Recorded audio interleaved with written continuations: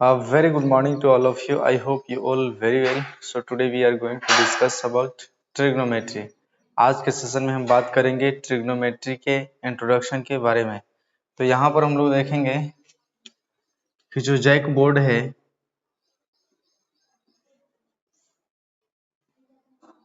JAC board class 10th का जो chapter number 8 है, इस चैप्टर का नाम है त्रिकोणमिति का परिचय। त्रिकोणमिति का परिचय। तो यहाँ पे हम लोग बात करेंगे इंट्रोडक्शन ऑफ ट्रिगोनोमेट्री। तो यहाँ पे ट्रिग्नोमेट्री के हम लोग इंट्रोडक्शन देखेंगे।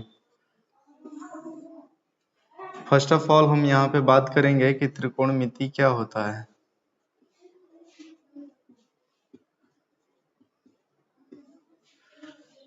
तो यहाँ पर जो त्रिकोणमिति जो शब्द है, यह शब्द 3 शब्दों से मिलकर बना है। कौन कौन? पहला है त्रि, और दूसरा इसमें जो शब्द है वो है कोण, और जो तीसरा शब्द है वो है मिति।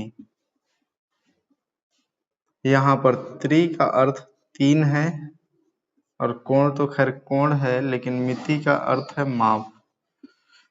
तो हम यहाँ पे कह सकते हैं इस आधार पे कि जो ट्रिग्नोमेट्री होता है, अर्थात जो त्रिकोणमिति होता है, वो गणित की वह शाखा होती है जहाँ पर 3 कोणों के मापों के बारे में अध्ययन करते हैं। तो जहाँ पर 3 कोण के माप के बारे में स्टडी करते हैं, उस शाखा को ही क्या कहा जाता है? त्रिकोणमिति कहा जाता है। सेम टाइप अगर हम यहाँ पे देखें, जो इंग्लिश में लिखा हुआ है ट्रिगोनोमेट्री, इसका क्या अर्थ है? ये भी 3 वर्ड से मिलकर बना है। पहला क्या है? ट्राई, और दूसरा है गोनो, एंड थर्ड है यहाँ पे मेट्री। यहाँ पर जो ट्राई है, ट्राई का अर्थ 3 होता है, और जो गोनो है, गोनो का अर्थ जो है एंगल होता, सॉरी, गोनो का अर्थ जो है साइड होता है, साइड यानी कि भुजा। और मेट्री मीन्स मेट्रोन होता है, मेट्रोन को जिसको हम लोग कहते हैं माप। तो जहां पर जो है 3 भुजा के माप के बारे में अध्ययन होता है, उसको कहा जाता है ट्रिग्नोमेट्री। तो यहाँ पर हम कह सकते हैं कि जो ट्रिग्नोमेट्री होता है वो मैथमेटिक्स का ऐसा ब्रांच होता है जिसके अंतर्गत 3 भुजाओं के मापों के बारे में अध्ययन किया जाता है। तो उसे हम ट्रिग्नोमेट्री कहते हैं, अर्थात त्रिकोणमिति कहते हैं। अब हम नेक्स्ट इसमें बात करेंगे कि जो ट्रिग्नोमेट्री होता है, इसमें हम कैसे 3 कोण और 3 भुजा के बारे में अध्ययन करेंगे। तो यहाँ पर जो है इस ट्रिग्नोमेट्री के अंतर्गत एक त्रिभुज है जिसका नाम है समकोण त्रिभुज, राइट एंगल ट्रायंगल। तो यहाँ पे हम बात करेंगे समकोण त्रिभुज के बारे में। तो जो समकोण त्रिभुज होता है एक किस टाइप का होता है? राइट एंगल ट्रायंगल किसे कहते हैं?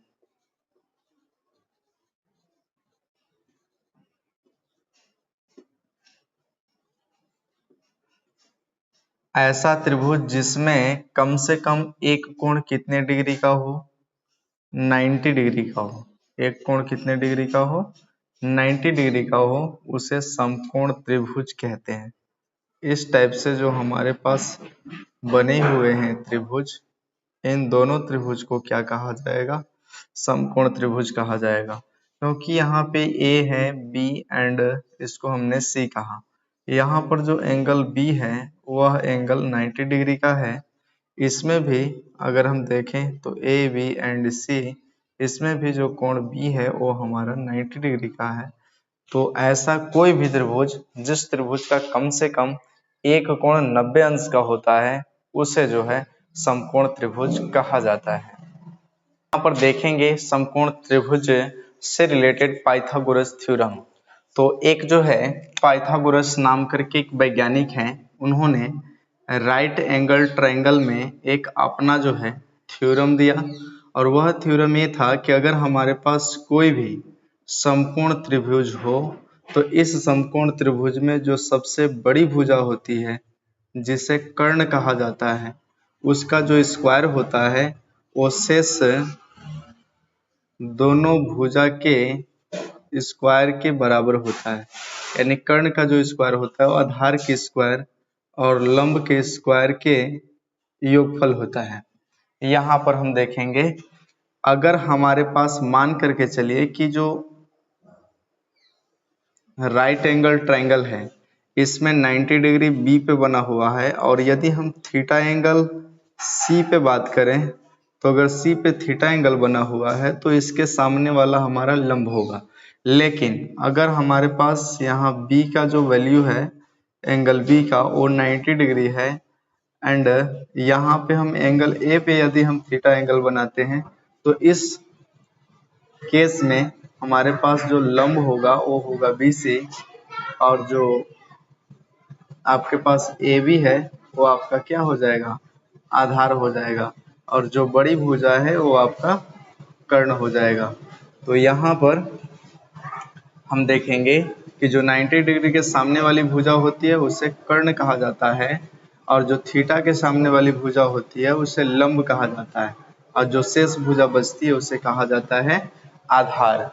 अब यहाँ पर हम देखेंगे कि जो कर्ण होता है, कर्ण को हिंदी मीडियम में के फॉर कर्ण कहा जाता है, आधार को हिंदी मीडियम में ए फॉर आधार कहा जाता है, एंड लंब को हिंदी में एल फॉर लंब कहा जाता है। लेकिन इसी तरह से अगर इसको इंग्लिश में कहें तो हाइपोटेनियस मीन्स कर्ण होता है, लंब को परपेंडिकुलर कहते हैं इसलिए इसे पी से डिनोट करते हैं, आधार को बेस कहते हैं इसलिए इसे स्मॉल बी से डिनोट करते हैं। इस तरह से हम इसे जो है डिनोट करते हैं यहाँ पर, क्योंकि एच फॉर हाइपोटेनस जिसे हम कर्ण कहेंगे, पी फॉर परपेंडिकुलर जिसे हम लंब कहते हैं, एंड बी फॉर बेस जिसे आधार कहा जाता है। तो पाइथागोरस जो है इन्हीं तीनों भुजाओं के मध्य में एक रिलेशन दिया, और उन्होंने कहा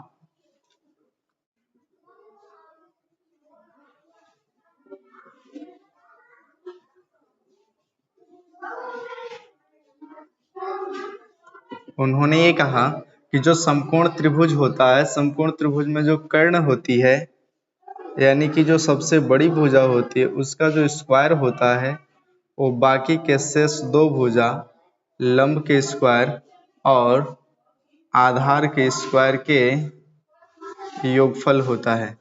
इसे अगर हम जो है सिंबॉलिक फॉर्म में लिखें तो क्या लिख सकते हैं, K square is equal to L square plus में यहाँ पे आधार यानी ए स्क्वायर, या इसी को इंग्लिश मीडियम में लिखें तो कैसे लिख सकते हैं, small h square is equal to P square plus B square. तो ये हो गया पाइथागोरस थ्योरम। यहाँ पर पाइथागोरस थ्योरम के माध्यम से अगर कोई भी दो भुजा दिया हो, जैसे लंब और आधार दिया है तो कर्ण निकाल सकते हैं, कर्ण और लंब दिया है तो आप आधार निकाल सकते हैं, और आधार और कर्ण दिया है तो लंब निकाल सकते हैं इसके बेस पे।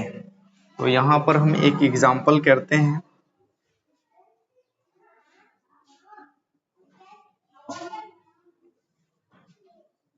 जैसे मेरे पास एक राइट एंगल ट्रायंगल है, इस राइट एंगल ट्रायंगल में हमने जो है मान करके चला कि जो एंगल बी है वो हमारा 90 डिग्री है, और इसमें जो ए बी का वैल्यू है वो हमारे पास 4 सेंटीमीटर है, एंड बी सी का जो वैल्यू है वो 3 सेंटीमीटर है।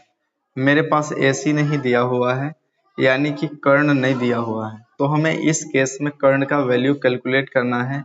अगर मेरे पास थीटा एंगल यहाँ पे बना हुआ है तो ए वाला एंगल कितना होगा, तो ए हो जाएगा आपका 90 डिग्री माइनस थीटा।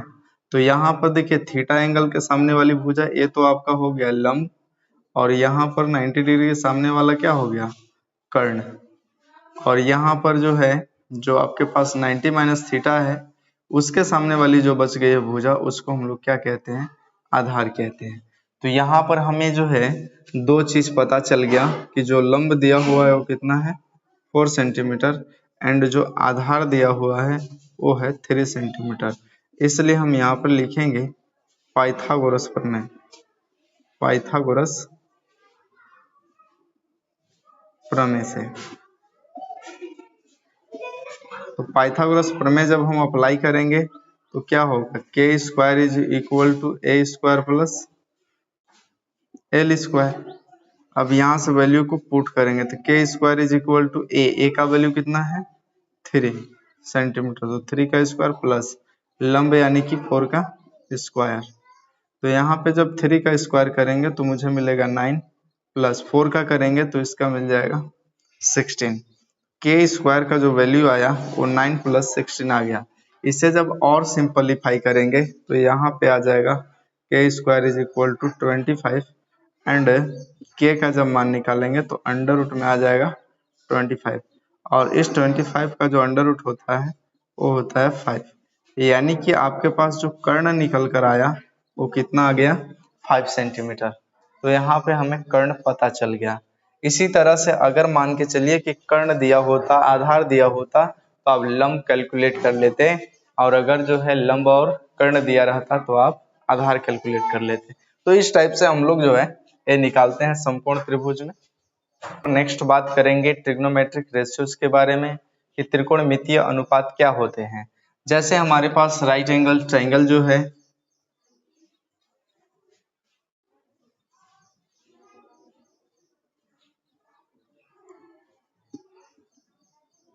यहाँ पे जो राइट एंगल ट्रायंगल है, अगर हम यहाँ पर थीटा एंगल बनाते हैं तो मेरा सी के सामने वाली जो भुजा ए बी है वो हमारा लंब होगा और 90 डिग्री सामने वाला भुजा कर्ण होगा, और जो यहाँ पर एंगल है वो एंगल कितना 90 माइनस थीटा। अब यहाँ पर जो 90 माइनस थीटा के सामने वाली भुजा रह गया है उसको हम लोग आधार कहते हैं। अब यहाँ पर लंब कर्ण आधार इन तीनों के मध्य में एक रिलेशन दिया गया है, उस रिलेशन को हम लोग कहते हैं पाइथागोरस प्रमेय। और यहाँ पर किन्हीं दो जो है भुजाओं के मध्य में, जैसे लंब और आधार में रिलेशन, आधार और कर्ण में रिलेशन, लंब और कर्ण में रिलेशन, जो ये रिलेशन होते हैं यानी जो ये संबंध होते हैं उनको कहा जाता है त्रिकोणमितीय अनुपात। तो यहाँ पर जो है 6 त्रिकोणमितीय अनुपात दिए गए हैं। कौन कौन से हैं, साइन, कोसाइन, इसके बाद है टेंजेंट, कोटेंजेंट, इसके बाद है सेकेंट एंड आखिरी है कोसेकेंट।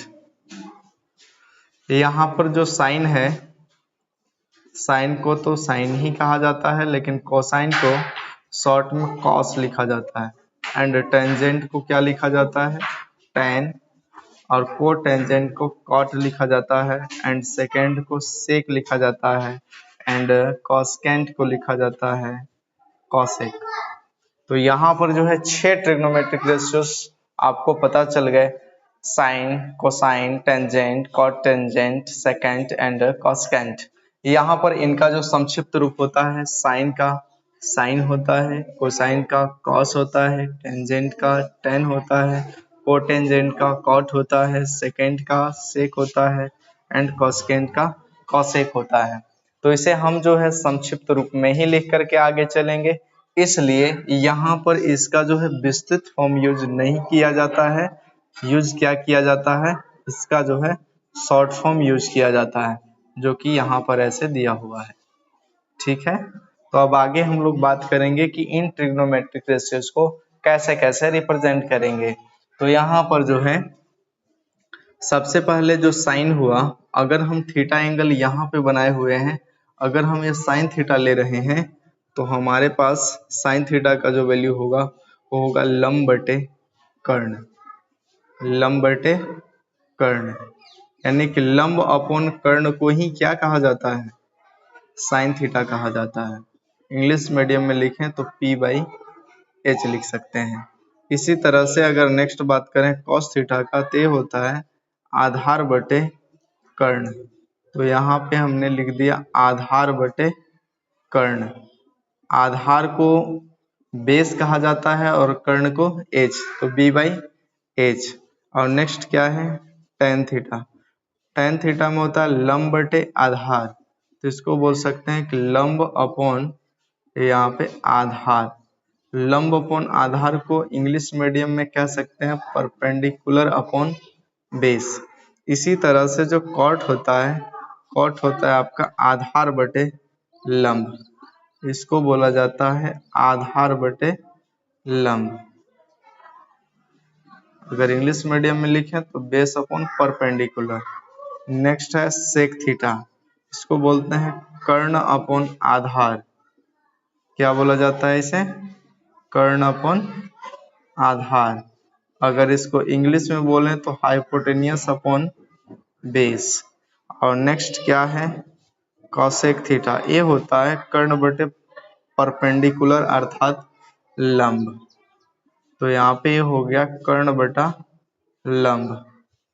और इसी को क्या लिखा जाता है h अपॉन पी। तो इस तरह से आपके पास जो है बन करके रेडी हुआ ट्रिग्नोमेट्रिक रेशियोस।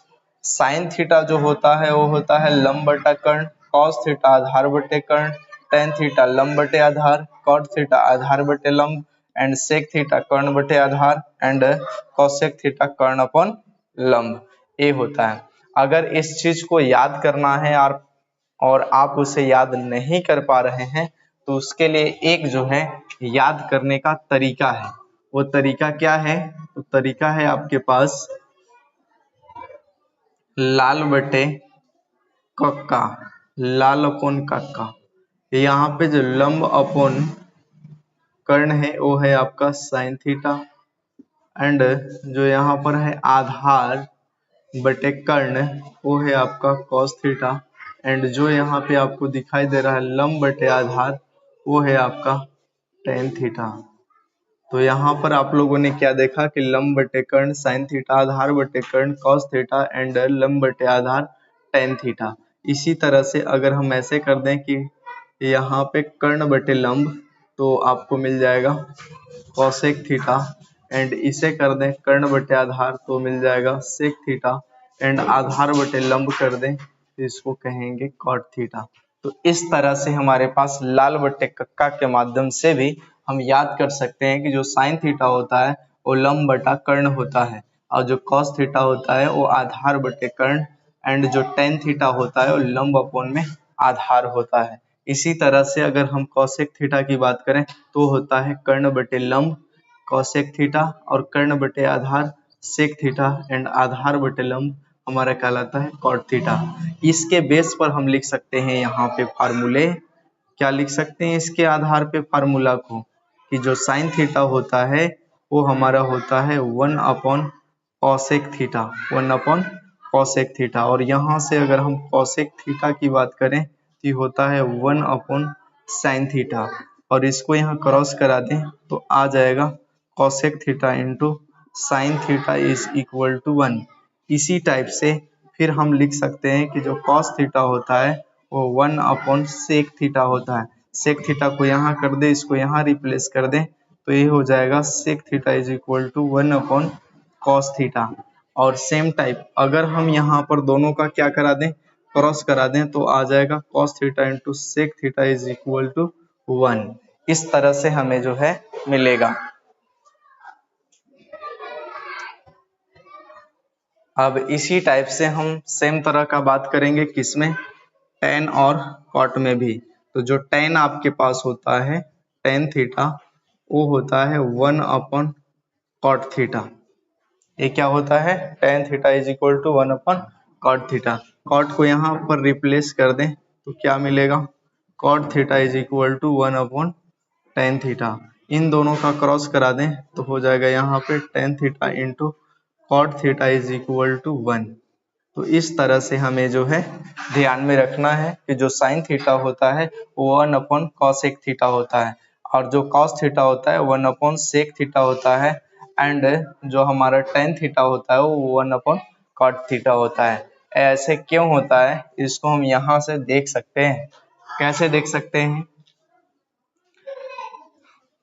जैसे मेरे पास लिखा हुआ है कि जो साइन थीटा होता है वो 1 कोसेक थीटा होता है। यहाँ पर ए हमारा जो साइन थीटा है वो LHS बन गया एंड ए आपका RHS हो गया 1 कोसेक थीटा। हम पहले बात करते हैं बाई LHS का। तो जो LHS है वो हमारे पास क्या है? Sine theta. तो साइन थीटा क्या होता है? लंब बटे कर्ण। तो इसको हमने यहाँ पे लिख दिया। एंड RHS की अगर बात किया जाए तो RHS में कितना दिया हुआ है? 1 कोसेक थीटा दिया हुआ है। अब चलिए 1 कोसेक थीटा को क्या कहते हैं? कर्ण बटे लंब। L कहाँ चला जाएगा? ऊपर। तो L/K आ गया और L/K को ही क्या कहते हैं? Sine theta. तो ये आपका LHS था और ये आपका RHS आ रहा है।